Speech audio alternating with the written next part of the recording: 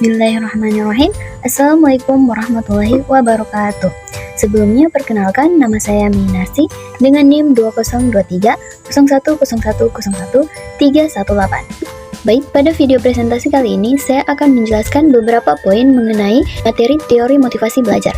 Ya, langsung saja pada pendahuluan. Di sini dijelaskan mengenai pengertian dari motivasi belajar. Nah, jadi motivasi belajar ini adalah dorongan internal dan eksternal yang mempengaruhi inisiasi, arah, intensitas, dan ketekunan siswa dalam belajar. Nah, motivasi belajar juga sangat menentukan keberhasilan akademik dari siswa itu sendiri. Sehingga motivasi belajar ini dapat dibedakan menjadi dua jenis, yaitu ada motivasi intrinsik, motivasi yang berasal dari dalam diri siswa. Nah, yang kedua yaitu motivasi ekstrinsik, yaitu motivasi yang berasal dari luar diri siswa. Nah, artinya dia berdasarkan lingkungan sekitarnya. Dengan demikian, motivasi belajar ini adalah fondasi penting dalam pendidikan yang harus dipahami oleh setiap pendidik. Kita lanjut pada pembahasan materi, yaitu pada poin pembahasan pertama, yaitu mengenai teori-teori motivasi belajar. Nah, di sini telah dipaparkan berbagai macam teori motivasi belajar. Di antaranya yaitu ada teori behavioristik, teori humanistik, teori kognitif, teori sosial kognitif, teori atribusi, teori tujuan prestasi, dan teori harapan nilai. Ya. Adapun penjelasan dari masing-masing teori tersebut, yaitu kita bahas dulu pada teori yang pertama, yaitu teori behavioristik. Nah, teori behavioristik ini dia menekankan bahwa motivasi belajar terbentuk dari hubungan antara stimulus dan respon serta penguatan terhadap perilaku. Nah, adapun dua tokoh utama dalam teori ini yaitu ada Edward dan Skinner.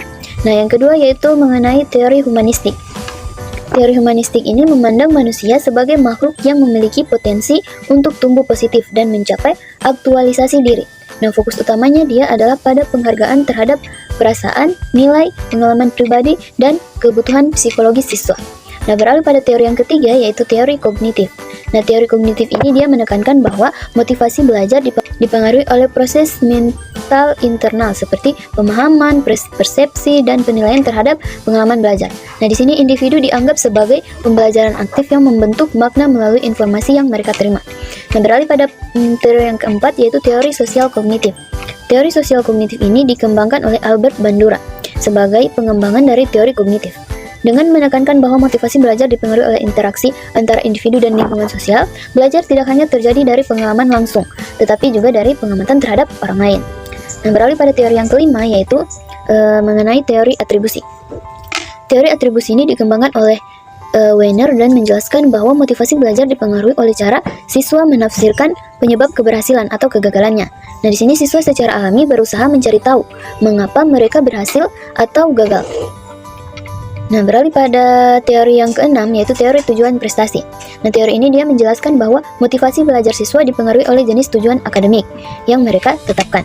Nah, tujuan tersebut menentukan cara belajar, keterlibatan, dan ketekunan siswa dalam menghadapi tugas-tugas yang diberikan. Ya, beralih pada teori yang ketujuh, yaitu teori yang terakhir mengenai teori harapan nilai.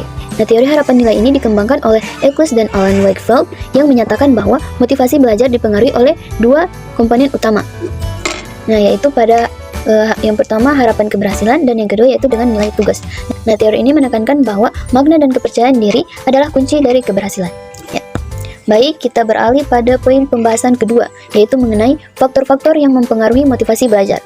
Nah, di sini motivasi belajar tidak hanya dipengaruhi oleh faktor internal, tetapi juga oleh berbagai kondisi eksternal yang membentuk kesiapan dan keinginan siswa untuk terlibat dalam proses belajar.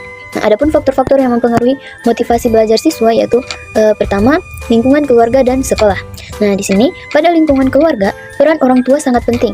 Mengapa sangat penting? Ya, karena dengan peran orang tua ini dapat memberikan dukungan emosional, fasilitas belajar, dan sikap positif terhadap pendidikan.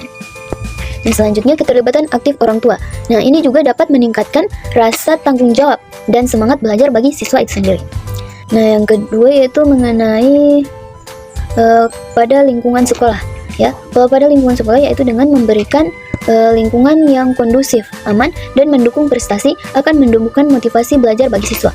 Nah, di sini sekolah sebaiknya menyediakan tantangan yang sesuai kemampuan siswa dan menghargai usaha yang mereka lakukan, sehingga siswa dapat termotivasi untuk belajar lebih giat lagi. Nah, yang kedua yaitu relasi guru dan siswa. Nah, dengan memberikan hubungan yang hangat, empatik, dan terbuka, di sini dapat meningkatkan kepercayaan diri siswa. Nah, guru sebagai fasilitator dan pendukung emosional sangat berpengaruh terhadap motivasi belajar siswa. Komunikasi positif dan perhatian individual dari guru dapat memperkuat motivasi intrinsik siswa itu sendiri. Nah, yang ketiga, gaya belajar dan minat individu. Nah, setiap siswa memiliki gaya belajar yang berbeda-beda. Misalnya ada yang visual, auditori, kinestik, dan lain sebagainya. Minat yang tinggi terhadap topik tertentu di sini dapat meningkatkan antusiasme dan ketekunan belajar siswa. Nah, di sini guru perlu menyesuaikan strategi pembelajaran dengan gaya dan minat siswa agar mereka merasa lebih terlibat dan termotivasi dalam belajar. Nah, beralih pada poin keempat, yaitu kebutuhan psikologis dasar. Di sini ada 3 kebutuhan utama yang harus dipenuhi agar motivasi intrinsik siswa dapat berkembang, yaitu diantaranya pertama, kebersamaan. Nah, artinya siswa dapat merasa diterima dan dihargai oleh lingkungan sosial, sehingga dia dapat termotivasi lagi untuk lebih giat dalam belajar. Nah, yang kedua yaitu otonomi, yaitu memiliki kendali dalam proses belajar, misalnya memilih tugas atau topik yang akan dibahas pada proses pembelajaran. Nah, yang ketiga, kompetensi, yakni mampu menyelesaikan tugas dengan baik. Nah, dengan memenuhi 3 kebutuhan ini dapat menciptakan lingkungan belajar yang sehat dan dapat mendukung motivasi belajar yang kuat serta berkelanjutan bagi siswa. Nah, kita beralih pada poin pembahasan yang ketiga, yaitu strategi meningkatkan motivasi belajar di kelas. Nah, motivasi belajar sangat penting untuk keberhasilan siswa. Guru tidak hanya berperan sebagai penyampai materi, tetapi juga fasilitator yang menciptakan lingkungan belajar yang mendukung dan memotivasi. Beberapa strategi utama untuk meningkatkan motivasi belajar di kelas bagi siswa yaitu antara lain, pertama, memberikan umpan balik yang positif. Nah, umpan balik yang jelas, spesifik, dan fokus pada proses, bukan hanya pada hasil, akan meningkatkan rasa percaya diri siswa dan memperkuat keyakinan terhadap kemampuannya. Umpan balik yang diberikan tepat waktu dan dengan bahasa yang mendukung dapat membentuk atribusi positif terhadap kesuksesan dan kegagalan siswa itu sendiri. Yang kedua yaitu dengan menciptakan tantangan yang sesuai. Tugas yang terlalu mudah akan membosankan bagi siswa, sedangkan yang terlalu sulit juga bisa menimbulkan rasa frustasi. Nah, oleh karena itu, guru perlu menyusun tugas yang menantang, namun realistis dan sesuai dengan kemampuan siswa. Nah, dalam hal ini, konsep dari Vygotsky menjadi dasar dalam memberikan tantangan yang tepat agar siswa tetap termotivasi dan berkembang. Nah, beralih pada poin yang ketiga yaitu dengan menumbuhkan motivasi intrinsik. Nah, di sini motivasi intrinsik muncul dari dalam diri siswa ya, seperti rasa ingin tahu, minat, dan kepuasan pribadi terhadap kegiatan belajar. Guru dapat menumbuhkan motivasi ini dengan meningkatkan materi pembelajaran dengan kehidupan nyata siswa, memberikan ruang untuk eksplorasi, serta menggunakan pendekatan pembelajaran kontekstual dan berbasis proyek. Nah, beralih pada poin keempat, yaitu menyediakan pilihan dalam tugas. Nah, di sini dengan memberikan pilihan dalam belajar, seperti memilih topik tugas atau cara presentasi, ini dapat meningkatkan rasa otonomi siswa. Nah, yang dimana hal ini dapat membuat siswa merasa memiliki kendali atas proses belajar mereka yang berdampak pada meningkatnya keterlibatan dan tanggung jawab dalam menyelesaikan tugas. Nah, beralih pada poin kelima, yaitu membangun hubungan yang suportif. Nah, hubungan yang positif antara guru dan siswa dapat menciptakan rasa aman, dihargai, dan didukung oleh guru yang empatik, konsisten, dan mampu membangun komunikasi dua arah akan lebih mudah memotivasi siswanya. Relasi yang hangat juga memperkuat ikatan siswa dengan lingkungan sekolah dan meningkatkan semangat belajar bagi siswa.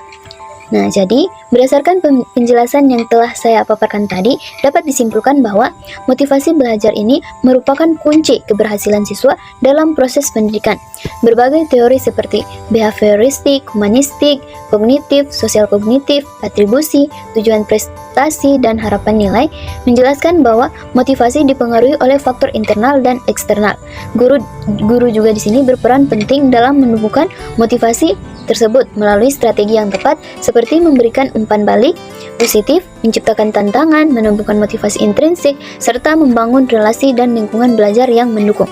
Nah, dengan pendekatan yang responsif dan humanis, motivasi belajar siswa dapat berkembang secara optimal. Nah, mungkin demikianlah penjelasan materi yang dapat saya berikan pada video kali ini.